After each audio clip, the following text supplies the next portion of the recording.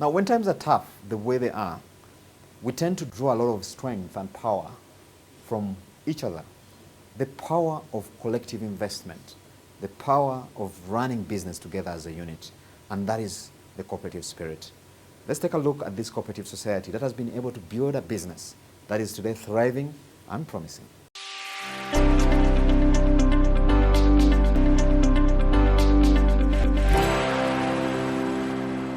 Ideas are given life by implementation and commitment.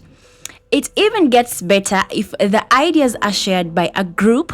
Now, this group of farmers has mastered the art of working together, and which has bred growth and the ability to scale challenges. Money&Markets Co-founder Honey Cooperative was established and registered by Ministry of Trade and Cooperative on 12th of November 2017. The reason why the farmers formed the cooperative, because they were facing the challenges of access to market, because they were selling their coffee and honey to middlemen who were cheating them, paying them little price, and this could not help them to sustain their living. You know, farmers work hard. The whole economy, the whole country is on the shoulders of farmers. But out of their efforts, they sell coffee as flowers. As coffee just flowers, the middlemen pay. The purpose was to add value, look for market as farmers, talk to consumers, talk to supporters or funders, whoever can support them. Through collective effort, this cooperative has made great strides. Before, we were roasting coffee from Kampala, and the distance and the risks of quality was compromised. But from there, we asked for investment package to establish the roastery where we are standing now, a commercial roaster, which is also even helping other groups in the region and other small and medium enterprise owners, especially the younger people who are coming up, and the women who are also roasting. Just as every employee is entitled to their reward, farmers have benefited highly from this cooperation. What we have done as outstanding is because at the end of the day, farmer needs a good price. So we are giving a good price to the farmer, more than companies, more than the middlemen. For example, in 2020, we had a price issue. We are buying coffee at around 7,000 Ugandan shillings per kilo of parchment.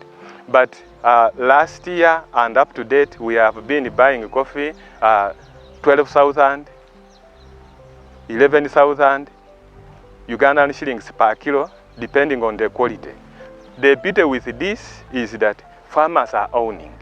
The beauty with this is that farmers get bonus.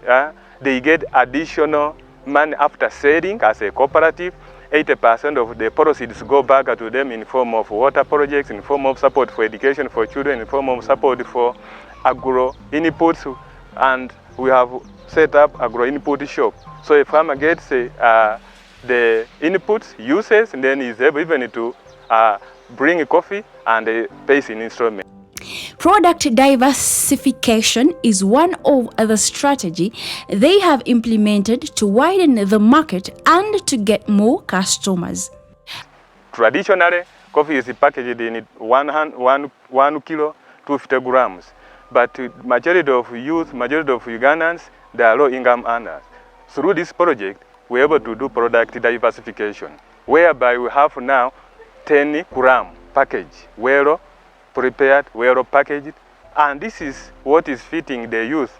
It's just 500 shillings, and the person cannot miss a cup of coffee a day. And the farmers are also embracing it, and the people in urban and pre-urban areas are also embracing it, and generally it is catching up. We have 250, we have 100 gram, and then a half a kilo. These are coffees which are being preferred, which are being promoted by everyone in terms of affordability. Among all other achievements registered, membership has increased over the years, and this, among other factors, has led to increased productivity. Currently, before the project, we had 321. But with this support, membership has grown tremendously from 331 to now we're standing at 824. Out of 824 membership, we have 361 women. We have 157 youth, and these are actively participating. These are participating and members in different value chains as producers. Youth are doing the branding, they are doing the production, they are doing the transportation. By then, the production capacity of 331 members, it was 120 kilograms of coffee parchment produced.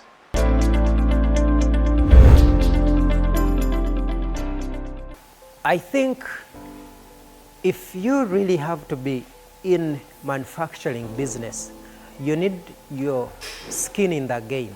You need to be sure that what you're doing, you are involved. I remember when we started out, I was still doing my master's in business administration, and so a colleague phoned me and asked me, Alan, is this what you do? Are you sure this is what, and you're studying a master's in business administration? I said, yes. And so when they came, a few days later, they found over 200 pairs of shoes, and they're like, wait, is this made here? So the point is, you need to be in the game. You need to have the skin in the game. You need to be involved day and night so that you can see this dream grow.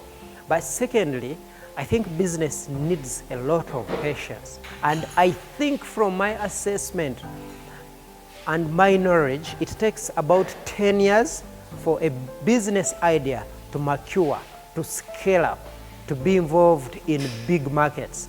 And we are getting there because every day we see our business grow. We are close to $1 billion shillings in sales, and that surely takes us a bigger milestone, that if we hit $1 billion shillings, in the next financial year, we'll have grown a lot more.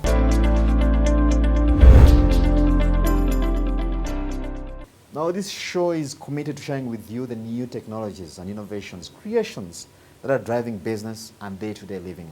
Again, we take a look at another breakthrough innovation that is actually driving certain components of business and life. Before, it used to be like any other industry that has not implemented energy management techniques. You go to the factory, you find it's iron sheets. It's a factory that is running, power is running full time, 24/7. It's a production industry. We had an option of saving on lighting. Saving on lighting during the day, of course. So we undertook an exercise and an option of replacing the iron sheets with translucent sheets.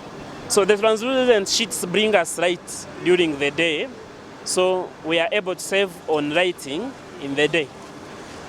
We undertook an exercise of using energy-saving fluorescent tubes. We are now even to the extent of using red fluorescent tubes. All that is geared towards energy saving. 1 year we did an assessment, I think this was last year, where we found we had saved 123 million in energy options alone. Energy options is not all about lights. We also have motor, we have machinery that is consuming the power. But now, with cleaner production, then we would go and study our motors.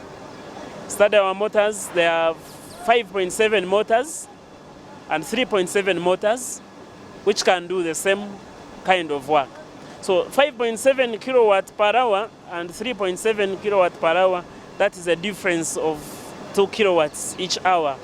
So if you take a motor is running for about 16 hours in the withering section here, 16 hours times 2 kilowatts times around 80 motors that are running in the withering section. That is too much energy. So we went into that analysis, made an analysis, And we have started phasing out the 5.7 motors one by one. And I think now we are left with about 37 motors that are 5.7. So the rest are now 3.7. And so that is a saving every day and every month and every year.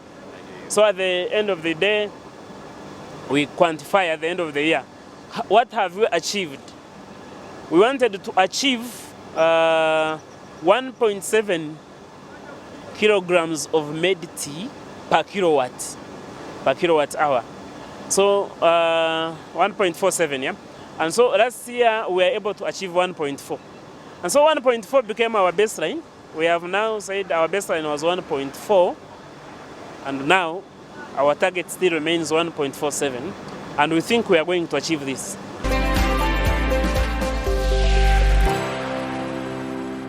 Well, that's all we had for you on this week's edition of Money and Market. Thank you for being part of the show. I've been your host, Charles Poji. Now, from me and team, we'd like to wish you a very good evening and God bless.